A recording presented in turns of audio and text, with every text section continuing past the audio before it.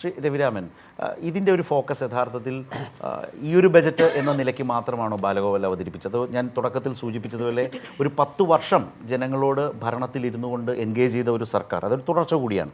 അപ്പോൾ കമ്മിറ്റഡായി പറഞ്ഞ കാര്യങ്ങൾ അത് എത്രമാത്രം ചെയ്യാനായി? അദ്ദേഹം ഇടയിൽ തുടക്കത്തിൽ പറയുന്നുണ്ടായിരുന്നു ഏതാണ്ട് തെരഞ്ഞെടുപ്പ് പ്രകടന പത്രികയിലൂടെ വെച്ചിട്ടുള്ള ഏതാണ്ട് എല്ലാ കാര്യങ്ങളും ചെയ്ത് പൂർത്തീകരിക്കാൻ കഴിഞ്ഞു. അപ്പോൾ ഇതിൻ്റെ ഒരു പ്രോഗ്രസ് റിപ്പോർട്ട് പോലുള്ള ഒരു അവതരണം കൂടി ഈ ബജറ്റിലുണ്ടായിരുന്നു. അതിൽ തീർച്ചയായിട്ടും അങ്ങനെ ഉണ്ടായിരുന്നു എന്ന് വേണം കരുതാൻ.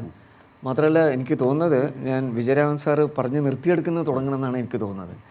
അതായത് അതിനോട് വിയോജിപ്പുണ്ടോ? തീർച്ചയായിട്ടും വിയോജിപ്പുണ്ട്. കാരണം എന്താ വെച്ചാൽ എൻ്റെ ഒരു അഭിപ്രായത്തിൽ ഇത് അങ്ങേയറ്റം ട്രാൻസ്ഫോർമേറ്റീവായിട്ടുള്ള ഒരു ബജറ്റാണ്. ഞാനത് പറയാൻ കാരണം എന്താണെന്ന് വെച്ചാൽ ഈ എക്സിസ്റ്റിംഗ് വെൽഫെയർ സിസ്റ്റത്തെ ഇത് എൻഹാൻസ് ചെയ്യുന്നുണ്ട് ഒരു ഭാഗത്ത്. അതോടൊപ്പം തന്നെ എക്കണോമിക് ഗ്രോത്തിന് വേണ്ടുന്ന ഈ പ്ലാൻ ഔട്ട്ലേ ഉണ്ടല്ലോ, അതിലൊരു വർധന വരുത്തുന്നുമുണ്ട്. അപ്പോൾ അങ്ങനെയാണത് ചെയ്യുന്നത്. പ്ലാൻ സൈസിൽ അബ്സല്യൂട്ടായിട്ട് ഉള്ള ഒരു എമൗണ്ട് വർദ്ധിപ്പിക്കുന്നു. അതിൻ്റെ ഭാഗമായിട്ട് ഒരു എക്കണോമിക് ഗ്രോത്ത് ഉണ്ടാവും എന്ന് നമ്മൾ കരുതുകയാണ്. അങ്ങനെ ഉണ്ടായിട്ടുണ്ട്. അതുകൊണ്ടാണ് നമ്മളെ എക്കണോമിക് റിവ്യൂവിൽ നമ്മൾ പറഞ്ഞല്ലോ, നമ്മളെ ഗ്രോത്ത് റേറ്റ് എന്ന് പറയുന്നത് അബവ് 6% ആണ്. ആ മൊമെന്റം കീപ്പ് ചെയ്യുന്ന മുന്നോട്ട് കൊണ്ടുപോകുന്നത് തന്നെയാണ്. കീപ്പ് ചെയ്യുന്നത് മാത്രമല്ല, അത് കുറച്ചുകൂടെ ബെറ്റർ ആകാൻ സാധ്യതയുണ്ട്.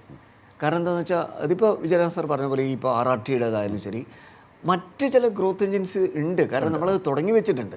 നമ്മൾ മനസ്സിലാക്കേണ്ട ഒരു വിഷയം, കേരളത്തിൻ്റെ സവിശേഷ സാഹചര്യത്തിൽ ഈ മെഗാ ഇൻഡസ്ട്രീസിൻ്റെ ഒരു സംഭവമല്ല വരുന്നത്, മറിച്ച് MSMEസിൻ്റെ ഒരു സ്പ്രെഡാണ് വരുന്നത്. ആ രീതിയിൽ അത് സ്വാഭാവികമായിട്ടും ഗ്രോത്ത് പ്രൊപ്പൽ ചെയ്യും. ഗ്രോത്ത് പ്രൊപ്പൽ ചെയ്യുന്ന ഇൻഡസ്ട്രീസിലേക്ക് മാറ്റി വെച്ചിരിക്കുന്നത് 1971 കോടി എന്ന് പറയുന്നത് ആ നിലയിലാണ്. അതുകൊണ്ട് തന്നെയാണ് ഈ എംപ്ലോയ്മെൻറ്റിൻ്റെ കാര്യത്തിൽ പ്രത്യേകിച്ച് സ്കിൽ എൻഹാൻസ്മെൻറ്റ് വരുമ്പോൾ സ്വാഭാവികമായിട്ടും നമുക്ക് കേരളത്തിലുള്ള എംപ്ലോയ്മെൻ്റ് അല്ല നമ്മൾ ഉദ്ദേശിക്കുന്നത്. നമ്മൾ ഉദ്ദേശിക്കുന്നത് ഗ്ലോബൽ ഓപ്പർച്യൂണിറ്റീസാണ്. ലേബർ മാർക്കറ്റിലുള്ള ഗ്ലോബൽ ഓപ്പർച്യൂണിറ്റീസ് എങ്ങനെ ക്യാപ്ചർ ചെയ്യാം, നമ്മുടെ ഹ്യൂമൻ റിസോഴ്സസ്, അതാണ് നമ്മൾ ഉദ്ദേശിച്ചത്. അതുകൊണ്ടാണ് നമ്മൾ സ്കില്ലിങ്ങിന് വേണ്ടി കൂടുതൽ പണം ചെലവഴിക്കുകയും പല ഇതിലായിട്ട് സ്പ്രെഡ് ചെയ്യുകയും ചെയ്യുന്നത്. അപ്പോൾ എനിക്ക് തോന്നുന്നത് ഇത് വലിയ ട്രാൻസ്ഫോർമേറ്റീവ് ആണെന്നാണ് എനിക്ക് തോന്നുന്നത്.